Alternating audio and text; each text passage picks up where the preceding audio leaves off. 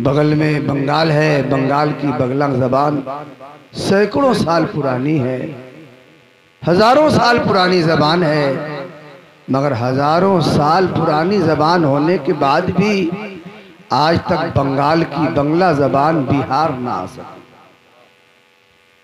महाराष्ट्र की मराठी ज़बान बिहार ना आ सकी, बिहार की ज़बान वहां ना जा सकी, बल्कि सरहदों और सूबों का तो फर्क छोड़िए, जो इलाकाई बोलियां होती हैं जैसे बजिका है या मैथिली है, जहां बजिका बोली जाती है वो उस इलाके में नहीं पहुंच सकी जहां मैथिली बोली जाती है।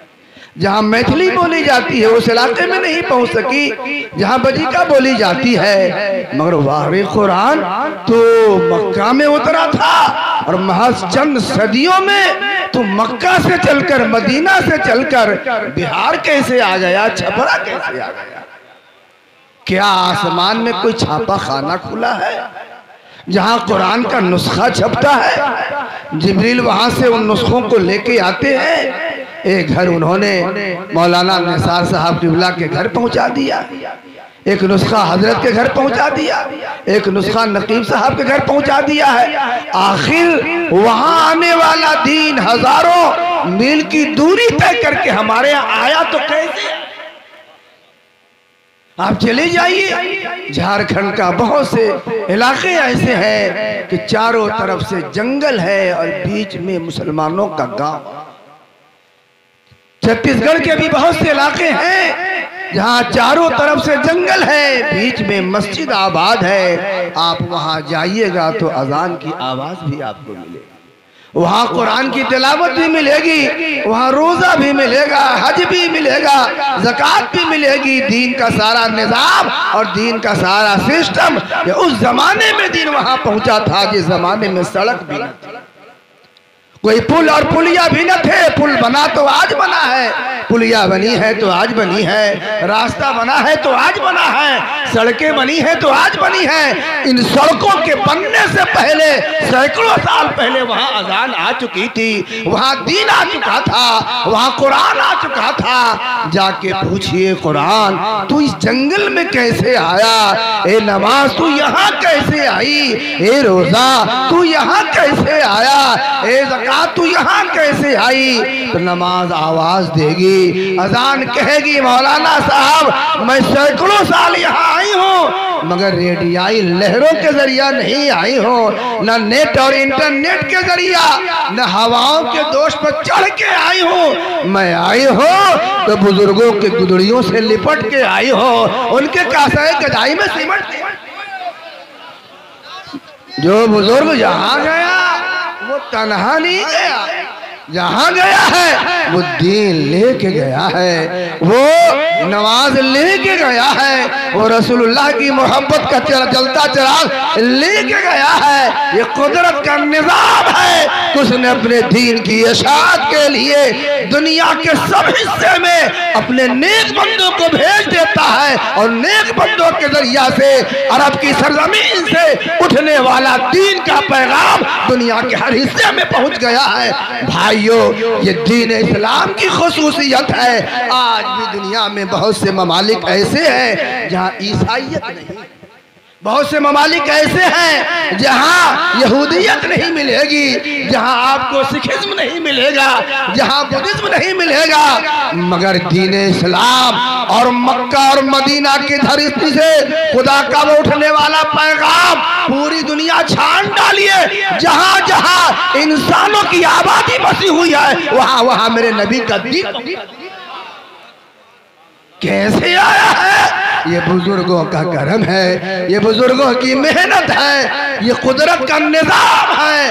अल्लाह बंदों की भीड़ में से एक बंदे का इंतखाब करता है और भेज देता है, वहां जाओ, वहां से उठाता है, वहां भेज देता है, वहां से उठाता है, वहां भेज देता है।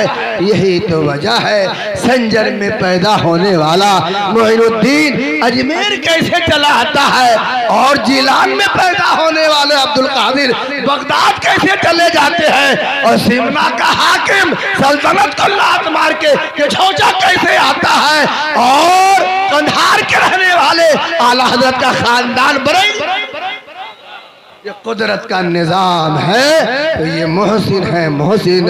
आज सर पे टोपी नजर आती है, दिल में जो इश्क़ मुस्तफ़ा का जलता चिराग नजर आता है, और अल्लाह वालों की मोहब्बतों का जो दिया है, ये हमारे बाप की कमाई नहीं है, ये अल्लाह वालों की मेहनत का असर है। और ये उर्स की तकरीब दर हकीकत उसी एहसान शनाशी का एक शरई तरीका है। अल्लाह के रसूल सल्लल्लाहु तआला अलैहि वसल्लम ने इरशाद फरमाया, मन लम यशकुरिन नास लम यशकुरिल्लाह, जो बंदों का शुक्रिया अदा नहीं करता वो अल्लाह का भी शुक्रगुजार बंदा नहीं होता। 100 रुपया देने वाला अगर हमारा मोहसिन हो सकता है, तो जिसके हवाले से हमें दीन मिला है वो। ये उर्स की तकरीब कोई मेला और ठेले का नाम नहीं है, उर्स की तकरीब बुजुर्गों की दीनी खिदमत का एहसान मानने का एक शरई जरिया है, जो हमारे बुजुर्गों ने रायत किया है कि साले सवाब भी हो जाएगा, एहसान शनाशी का हक भी अदा हो जाएगा, और अल्लाह के बंदों तक दीन का पैगाम भी इसी मेंबर से। हमारे मुहिब गिरामी हजरत अल्लामा निसार साहब ने बड़ा अच्छा ही कहा, बड़ा अच्छा बयान दिया। उर्स मेले का नाम नहीं, उर्स ठेले का नाम नहीं है, सबसे पहला उर्स तो हमारे नबी का, हमारे नबी का हुआ है। मैं समझता हूँ वहीं से लफ्ज़ उर्स भी आया है। हजरत मखदूम शेख शरफुद्दीन अहमद यहिया मनीरी रहमतुल्लाह ताला अलैह को तो जानते ही हो, ये नालंदा के बिहार शरीफ में उनका आस्थान, बहुत बड़े बुजुर्ग, बहुत बड़े आलिम, उनकी लिखी हुई किताबें पूरी दुनिया में पढ़ी और पढ़ाई जाती है। उनकी तहरीर पर थेसिस पीएचडी लोग होते हैं। ऐसी गहराई है उनके इल्म, खासकर तसव्वुफ के हवाले से कहा जाता है। उनकी तसव्वुफ की कुछ किताबें, या एक किताब महबूब इलाही के पास पहुंची तो उन्होंने दरवाजा बंद करके मुताला शुरू कर दिया। बादशाह वक्त मिलने आता है, कहा जब तक शरफुद्दीन की किताब का मुताला चलता रहेगा दरवाजा हाकिम के लिए। ये है शरफुद्दीन। मकतूबाते सदी के एक पुराने तकरीर निगार ने लिखा कि अर्श के पाए पर किसी बुजुर्ग का नाम अलकाबो आदाब के साथ नहीं लिखा है। सिर्फ 2 बुजुर्ग हैं जिनका नाम अलकाबो आदाब के साथ अर्श के पाए पर भी लिखा है। एक है सुल्तानुल आरिफीन हजरत बायजीद बुस्तामी, और दूसरे हैं सुल्तानुल मुहक्किकीन हजरत शेख शरफुद्दीन अहमद यहिया मनीरी। मगर अफसोस है बिहार के थे इसलिए जानते नहीं।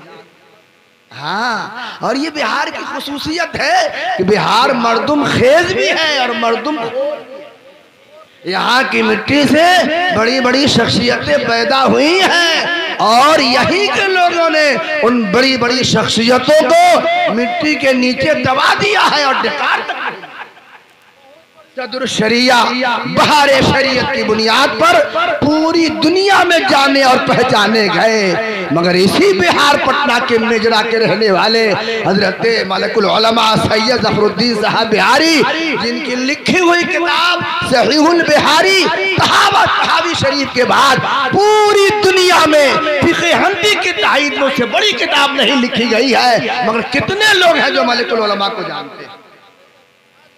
खवास तक बहुत खवास जानते हैं, वो नाम तो जानते ही नहीं है। भाइयों, ये बिहार है, बिहार अपना हीरा कांच का टुकड़ा गैर का पत्थर लाल बराबर, सच कहते हैं कहने वाले घर की मुर्गी दाल, है ना?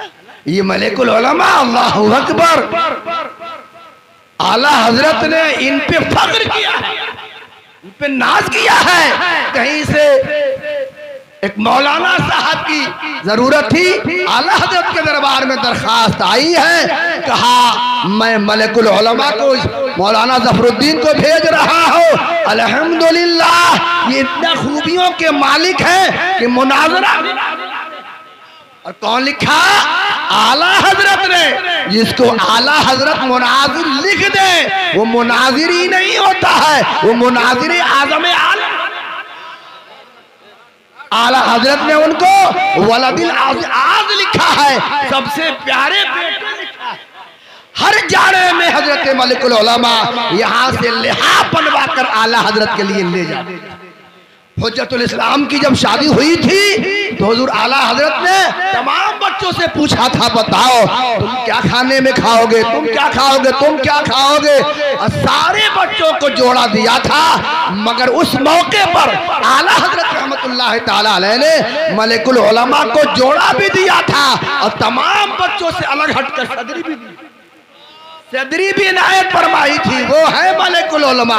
अफसोस है कि बिहारी के लाहेके ने इनको मिट्टी के नीचे दबा दिया है। लोग जान तो बात चल रही थी हजरत शेख शरफुद्दीन अहमद यहिया मनी, इनकी किताब है मुखुल महानी, बहुत मशहूर किताब है मुखुल महानी। हजरत मखदूम जहां ने एक रिवायत नकल की है, फरमाते हैं कि हुजूर सल्लल्लाहु ताला अलैहि वसल्लम का विसाल हुआ और बइत्तेफाक़े राय जब सैयदना हजरत अबू बकर सिद्दीक खलीफा मुंतखब हो गए तो तीसरे दिन हजरत अबू बकर सिद्दीक ने खाना बनवाया। ये मुखुल मानी की रिवायत। खाना बनवाया, जब खाना बनवाया दर मदीना शोर उफ्ताद, मदीने में शोर बच गया कि अबू बकर ये क्या कर रहे हो। तो उस मौके पर हजरत अबू बकर सिद्दीक रहमतुल्लाह रज़ियल्लाहु ताला अन्हु ने जो जुमला इरशाद फरमाया था हादा उर्सो रसूलिल्लाह, ये अल्लाह के रसूल का उर्स है। पता चला कि उर्स की हकीकत ये है कि खाना बनवाया जाए, लोगों को खिलाया जाए और फिर दुआ। मेले ठेले का तस्वुर उर्स में नहीं था, न औरतों की हाजिरी का कोई तस्वुर था। अभी आपने रिवायत सुनी ना कि मस्जिदों में जाने पे पाबंदी लगा। सरकार के जमाने में औरतें मस्जिद में जाती थी, बल्कि सरकार ने तो यहाँ तक फरमाया था अल्लाह की बादियों को मस्जिद में आने से। हजरत उमर का जमाना आया तो आपने ऐलान कर दिया कि औरतें मस्जिद में ना आए, तो औरतों ने फ्लैग मार्च निकाला, एहतजाजी मार्च। और उम्मुल मोमिनीन हजरत आयशा के पास पहुंच गई औरतें। कहा उम्मुल मोमिनीन देखते नहीं हैं आपके रहते हुए हजरत उमर क्या क्या कर रहे हैं। सरकार ने हम लोगों को मस्जिद में जाने से ना रोका, उमर कौन होते हैं रोकने वाले। तो हजरत आयशा दीन शनास थी, रसूलुल्लाह के मिजाज को पहचानने वाली, शरीयत के मिजाज को जानने वाली थी। हजरत आयशा सिद्दीका ने जो जवाब दिया है, इरशाद फरमाती औरतों उमर ने जो हुक्म दिया है ठीक हुक्म दिया है। तुम लोगों ने नमाज के बहाने बनने और संवरने का जो तरीका अख्तियार कर लिया है, अगर रसूलुल्लाह भी अपनी आंखों से तुम लोगों के ये हरकत देखते तो रसूलुल्लाह भी मस्जिद जाने पे पाबंद।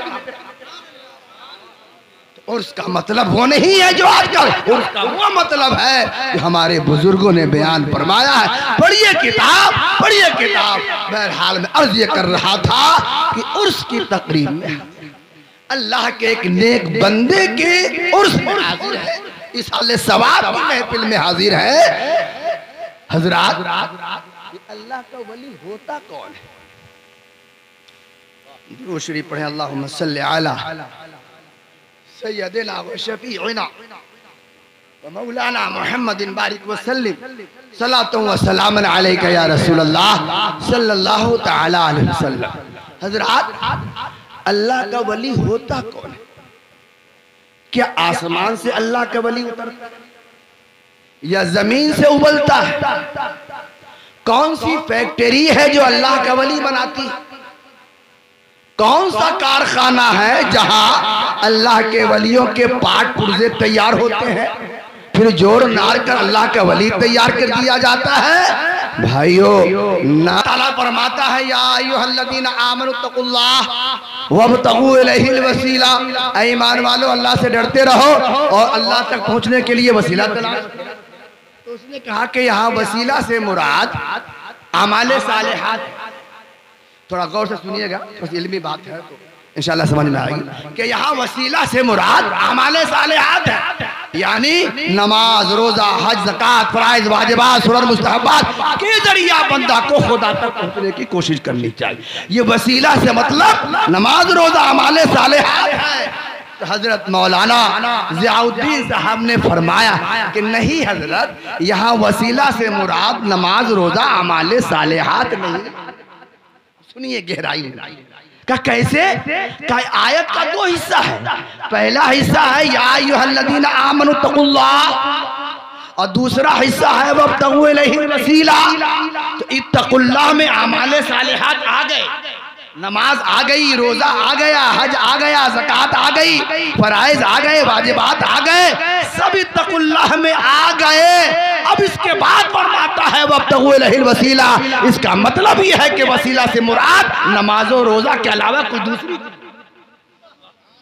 दूसरी चीज है। और वो दूसरी चीज हो क्या सकती है?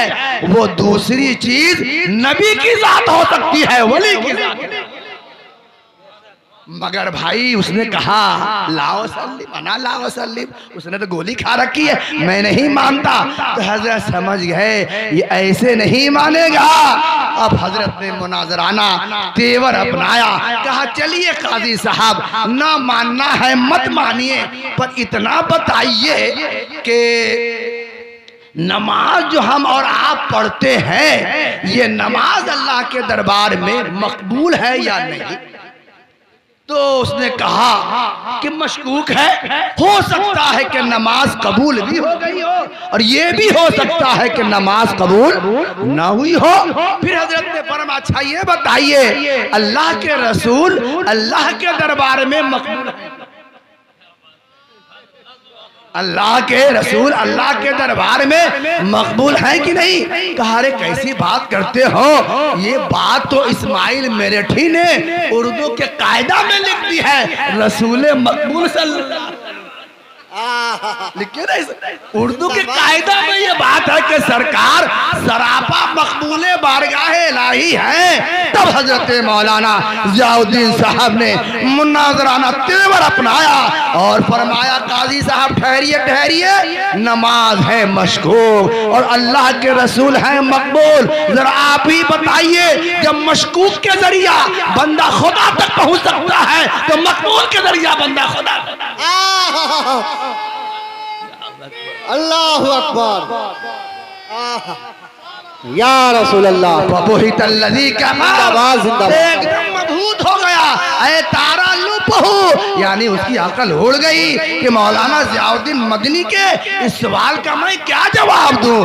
तो भाइयों, अगर ये कितनी आयतें हमने सुनाई आपको है, अगर ये अल्लाह वाले काम के ना होते, बेमतलब या हमारी आपकी तरह होते, तो कुरान की आयतें खुतबा क्यों पढ़ रही हैं, उनकी शान क्यों बताई जा रही है, उनकी पहचान क्यों बताई जा रही है, उनका रुतबा क्यों बयान किया जा रहा है, कहीं उनको वसीला से ताबीर किया जा रहा है, कहीं सच्चों की जमात में रखा जा रहा है, कहीं बशारत सुनाई जा, आखिर क्यों? ऐसी बात के लिए है, दुनिया कहती रहे, तुझको दुनिया का कहना नहीं मानना है, तुझको कुरान का कहना हक है। दोस्तों आखिरी बात अर्ज कर दूं, मेरा वक्त हो चला है, होने को जा रहा है। दुरूद शरीफ पढ़े, अल्लाहुम्मा सल्ली अला सय्यदिना व शफीना व मौलाना मुहम्मदिन सल्लल्लाहु व सलामन अलैका या रसूलल्लाह सल्लल्लाहु अलैहि वसल्लम।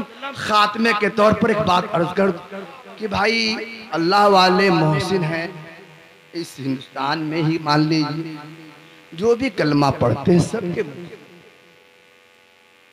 चाहे वो जिस फिरका से हो, जिस मसलक का मानने वाला हो, कलमा अगर पढ़ता है तो उन सारे कलमा पढ़ने वालों पर यहाँ के बुजुर्गों का एहसान है, हक है। ख्वाजा साहब आने से पहले यहाँ दीन की इशाअत का क्या है, इनफरादी तौर पर, जुज़वी तौर पर बाज़ाब्ता जो दीन का फरोग हो, तो इन बुजुर्गों के हवाले से सवाल ये है कि आखिर इन बुजुर्गों का एहसान तो सब पर है, पर बुजुर्गों का एहसान आप ही क्यों मानते हैं, वो क्यों नहीं मानते? उनकी मोहब्बतों का जलसा आप ही सजाते हैं, वो क्यों नहीं सजाते? उनकी अकीदतों का चिराग आप ही के महल्ले में जलता है, उनके यहाँ चिराग नहीं, कोई मोमबत्ती भी तो कभी कभी जल। चलो भाई, तुम खानकाहे हुजूरिया वाले को नहीं मानते हो, खानकाहे सुरकाही को नहीं मानो, तुम खानकाहे सबको नहीं मानो, लेकिन ख्वाजा साहब को तो मानते हो।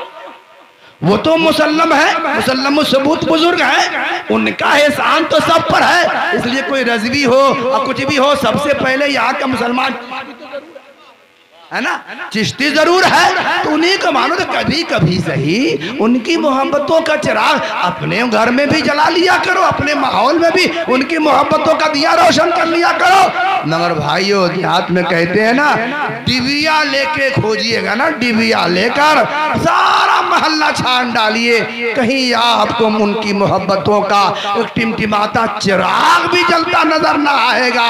सुन्नियों की आबादी में जाइए, कहीं जश्न ख्वाजा है, कहीं जश्न मखदूम है, कहीं जश्न हज़रत है, कहीं जश्न बुजुर्गान दीन है।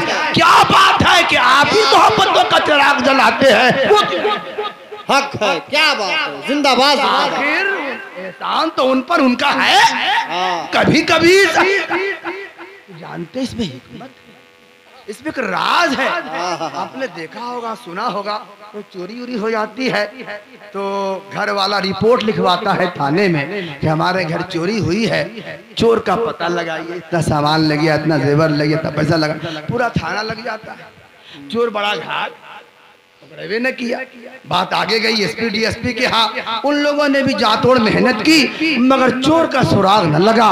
भाइयों, आप बात आगे और बढ़ी डीआईजी आईजी के पास, मगर मुझे इतना घात था, इतना घात कि 1000 मेहनत के बाद भी चोर का सुराग न लगा। अब जानते हैं, जब मुजरिम का पता ये आईजी डीआईजी नहीं लगा पाते हैं, तब क्या होता है? तब मुजरिम का सुराग लगाने के लिए डीओजी का है ना, कुत्ता।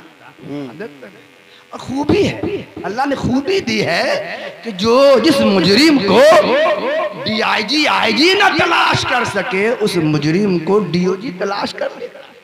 मनो मिट्टी के नीचे अगर गैर कानूनी सामान दबा के रखा है, अडेची में बंद रखा है, कुत्ता सूंघ के निकाल। आखिर कुत्ते में क्या कमाल है भाई? ये लोग तो पढ़े लिखे लोग हैं, कोई जेएनयू का पढ़ा है, कोई बेचयू का पढ़ा है, कोई एमयू का पढ़ा है, कोई ऑक्सफोर्ड का पढ़ा है, कोई कैम्ब्रिज का पढ़ा है, कोई हार्वर्ड का पढ़ा है। इन लोगों ने मेहनत की है, पैसे खर्च किए हैं, रातों रात आंखों में काट दी है, लाखों रुपए खर्च किए हैं, तब जाके ये महकमा मिला, ये नौकरी मिली है इसी काम के लिए। मगर वारे जो काम आईजी डीआईजी ना कर सका, कुत्ता तूने किस यूनिवर्सिटी में तालीम हासिल, तेरे लिए कौन सा क्लास लगता है, तेरे लिए कौन सा स्कूल खुला है, कहीं तू पढ़ा है क्या? तूने किस उस्ताद के सामने जानू अदब तय किया है कि जो काम ये लोग ना कर सके वो काम तू कर रहा है? क्या बात है? तो कुत्ते के अंदर अल्लाह ने एहसास की ताकत, सूंघ करके पता लगा लेता है ना, सूंघ करके पता लगा लेता है। अब यही कुत्ता जितने घाघ मुजरिमों का सुराग लगाए, उसी कुत्ते को ले जाइए अजमेर शरीफ और गले में रस्सी डालिए, स्टेशन पे जाइए, कहा जनाबे डीओजी साहब, मुझको ख्वाजा साहब के दरबार में जाना है, जरा बताओ कौन सी सड़क जाती है ख्वाजा साहब के दरबार पर? सड़क तो बता, कुत्ता बताए ना। अच्छा, दिल्ली ले आइए, कहा हमको महबूब इलाही के मजार पे जाना है, जरा पता तो बताओ। आप ले जाइए कि छौछा ले जाइए, बसारिये में पूछिए कि जनाबे डीओजी साहब, मुझको जाना है मखदूम साहब के दरबार में, कौन सी गली जाती है, कौन सा रास्ता जाता है, कौन सी सड़क जाती है? कुत्ता बताएगा नहीं। कुत्ते से पूछिए, अरे जनाब आप तो इतने समझदार हैं कि बड़े बड़े मुजरिमों का सुराग लगा लेते हैं, बड़े बड़े चोर उचक्कों डाकुओं का पता बताते हैं। भरे अजमेर में ख्वाजा साहब का दरबार है, भरी दिल्ली में महबूब इलाही का मजार चमक रहा है, कचौचा में मखदूम साहब का मजार चमक रहा है। आखिर क्या बात है कि बड़े बड़े मुजरिमों का पता लगाने वाले तो इन बुजुर्गों का पता क्यों नहीं बता रहा है, उनकी गली का रास्ता क्यों नहीं बताता है? कुत्ता कहिए कहेगा कि जनाब खामोशी रहिए, मत पूछिए, ये राज की बात है। आप कुत्ते को कुरे दिए, उसे डांटिए, फटकारिए, नहीं तो ये बताना होगा। कुत्ता कहेगा कि हजरत क्या बताएं, असल में बात ये है कि मैं हूं नापाक, मैं हूं नापाक, चोर भी है नापाक। नापाक को नापाक का पता मिल सकता है, नापाक को पाक का पता नहीं मिल सकता है। यही वजह है जिनके अकायद पाक हैं, जिनके अफकार पाक हैं, जिनके तरीके पाक हैं, उन्हीं पाकों के यहाँ कभी गौसे पाक नजर आते हैं, कभी ख्वाजाए पाक नजर आते हैं, कहीं वारिस पाक नजर आते हैं। और जिनके अकायद पाक नहीं है उनके यहाँ कोई गौसे पाक नहीं है, कोई वारिस पाक नहीं है। कुरान ने शायद इसी फलसफे का जिक्र किया है, अल खबीसातो लिल खबीसीना वल खबीसूना लिल खबीसात अत तय्यबातो लित तय्यबीना व तय्यबुल लित तय्यबात। पाक के लिए पाक है और नापाक के लिए नापाक। अस्सलाम।